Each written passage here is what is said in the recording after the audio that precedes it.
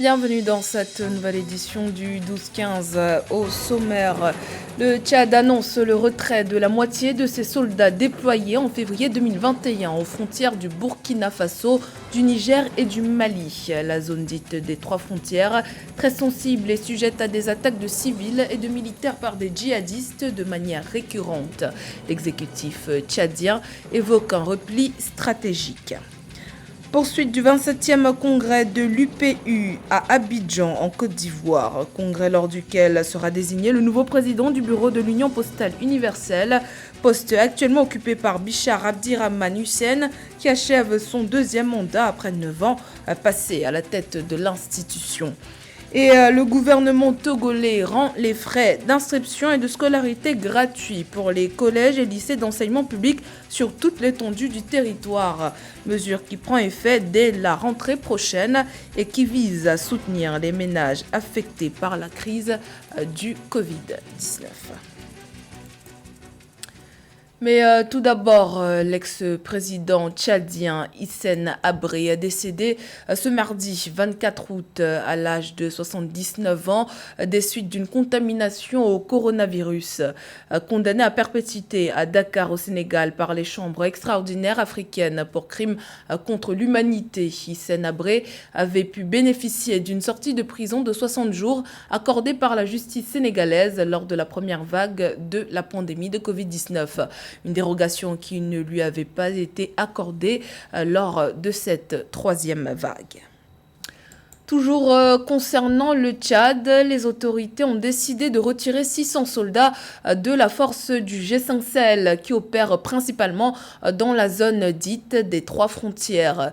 Un contingent de 1200 soldats tchadiens avait été déployé en février 2021 dans cette zone frontalière du Mali, du Niger et du Burkina Faso, théâtre de plusieurs massacres de civils et de militaires par des djihadistes. Décision qui interpelle l'opinion publique, d'autant plus que les attaques contre les civils se sont multipliées dans la zone ces dernières semaines. Les explications d'Aïssa Toubari. Nécessité de redéploiement stratégique avec des moyens logistiques de lutte plus adaptés sur le terrain. C'est ainsi que les autorités tchadiennes justifient la réduction de moitié de ces effectifs déployés en février 2021 au sein de la force anti-djihadiste dans la zone dite des trois frontières que partagent le Mali, le Niger et le Burkina Faso. Le contingent tchadien en mission dans la zone était composé de 1200 hommes. Il nous reste environ 600 soldats sur le terrain. On a voulu alléger le dispositif qui n'était pas adapté. Par rapport à la situation sur le terrain, il faut avoir une force mobile, d'où le retrait de certaines de nos forces avec des armes lourdes. Selon les autorités, cette décision a été prise de commun accord avec les pays de la force multinationale. Les 1200 soldats tchadiens avaient été déployés dans le cadre de la force du G5 Sahel qui s'efforce depuis 2017 de coopérer dans le cadre de cette lutte et d'éradiquer complètement la menace. Ce retrait vise donc à redimensionner la force pour qu'elle puisse répondre aux normes du G5 Sahel. Et le deuxième élément vise à rendre cette force plus opérationnelle, moins lourde, on va dire, capable de se déplacer avec des moyens du même type que les terroristes pour rendre un peu, et on va dire, efficace la lutte contre le terrorisme dans cette bande-là. Le G5 Sahel effectivement est confronté à de véritables problèmes financiers. Il y a 1200 hommes qui ont été envoyés. Il faut payer des per diem aux jeunes militaires, aux jeunes soldats. Ce retrait intervient alors que le Tchad doit aujourd'hui faire face à une situation sécuritaire compliquée sur sa frontière libyenne, centrafricaine, ainsi que dans le bassin du lac Tchad. Récemment, une attaque djihadiste a entraîné la mort d'au moins 26 militaires tchadiens dans la région du lac Tchad. Le procès de la dette cachée s'est ouvert ce lundi 23 août dans l'enceinte de la prison de haute sécurité de Machava à Maputo. La dette cachée, l'un des plus grands scandales de corruption au Mozambique qui a plongé le pays dans une grave crise financière. 19 personnes accusées de chantage, faux, détournement de fonds et blanchiment pour des montants de plusieurs millions d'euros doivent être entendues lors d'audiences prévues sur près de 2 mois. Parmi elles, Ndambi Gebouza, le fils de l'ancien président Armando Guebuza, en détention provisoire depuis 2 ans et demi.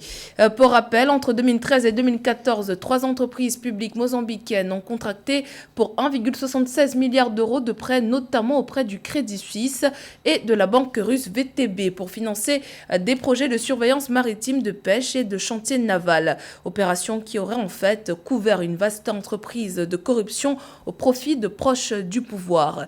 L'affaire éclate en 2016 lorsque le gouvernement révèle avoir contracté ces prêts sans prévenir le Parlement ni ses bailleurs de fonds. Après ce scandale, le FMI et la plupart des bailleurs du pays ont décidé de suspendre leur aide. Vers un possible report des élections municipales en Afrique du Sud.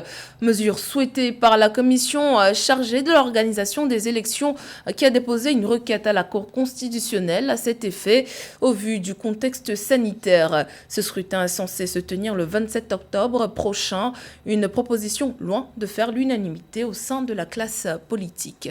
Le point avec Nathalie Mo. La Commission électorale indépendante de l'Afrique du Sud souhaite le report des élections municipales prévues le 27 octobre 2021. L'organe électoral sud-africain estime qu'une élection libre et équitable ne peut se tenir avant février 2022 dans le pays. Pour cause, seuls quelques partis politiques ont les moyens d'organiser des campagnes électorales par voie électronique. La Commission électorale sud-africaine craint l'illégitimité du vote. Les élections risquent d'être annulées et en fait, si elles ne sont pas libres et équitables, elles sont inconstitutionnelles et doivent être annulées.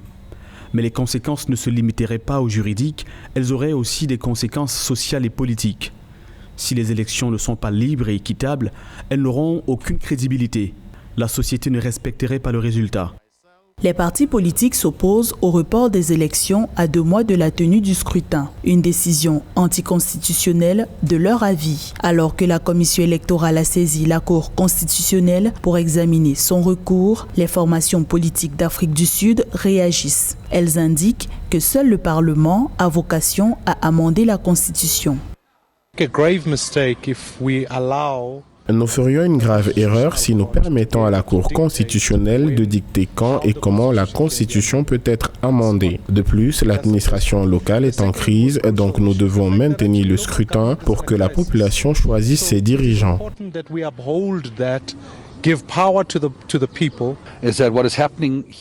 La situation actuelle aurait dû être résolue il y a plusieurs mois. Le fait que la Cour constitutionnelle soit saisie à 2 mois du vote implique que de toutes les manières, le peuple sud-africain sortira perdant de ce processus.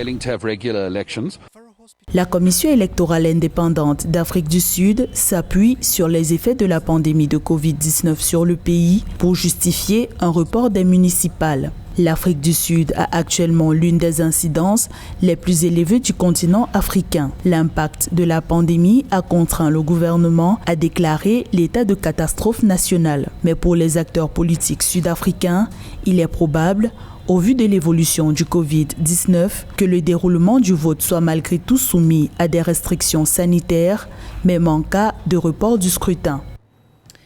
Également dans l'actualité, Paris accueille la REF 21, la première rencontre des entrepreneurs francophones, un événement porté par le MEDEF et l'Organisation internationale de la francophonie. Plus de 500 chefs d'entreprise de 33 pays et 27 délégations d'organisations patronales avec des mastodontes comme l'UTICA, le patronat tunisien sont attendus. L'Afrique francophone sera largement représentée à cette rencontre inédite qui s'ouvre ce mardi 24 août dans la capitale française. Cette manifestation d'envergure entend promouvoir les affaires entre les opérateurs économiques. La secrétaire générale de la francophonie, Louise Mouchikawabo, entend y présenter la nouvelle dynamique de la francophonie économique. Le 27e congrès de l'Union postale universelle se poursuit à Abidjan, en Côte d'Ivoire. En prélude au renouvellement de la présidence de l'instance dirigeante de l'institution, le directeur général sortant du bureau international de l'UPU, Bichar Abdirahman Hussein, revient sur ses actions couronnant 28 années de service public et 9 ans de service postal à Ménédji. Élu directeur général du Bureau international de l'Union postale universelle le 10 octobre 2012, lors du 25e congrès postal universel à Doha au Qatar, Bichar Abdirahman Hussein passera le témoin à son successeur pendant ce 27e congrès en cours depuis le 9 août à Abidjan en Côte d'Ivoire. Mais avant, l'homme a tracé un bilan de ses actions à la tête de l'institution. This is the first time in history that I did 4 congresses. C'est la première fois dans l'histoire où j'ai fait 4 congrès. I did 2016. J'ai fait 2016. Extraordinary Congress in Ethiopia 2018. En 2018. 2019. 2019. In Geneva. À Genève.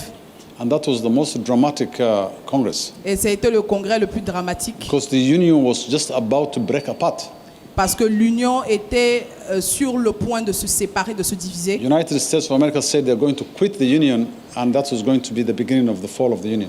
Certains pays disaient qu'ils allaient se retirer de l'Union et ça allait être le début de la scission. I had to step in with my team and create and develop and broker a victory option that brought the countries together.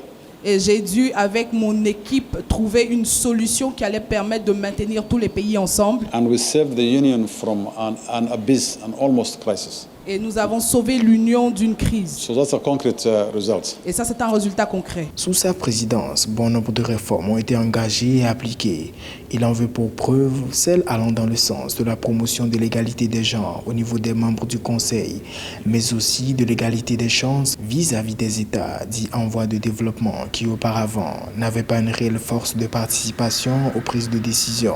Developing countries were underrepresented. Les pays développés étaient plus représentés. So I put up a very major initiative to rebalance that mistake. J'ai pris une initiative majeure qui était de rééquilibrer cette erreur. It took us 44 years and nearly 10 congresses. But we fixed it in 2018 in Addis Ababa.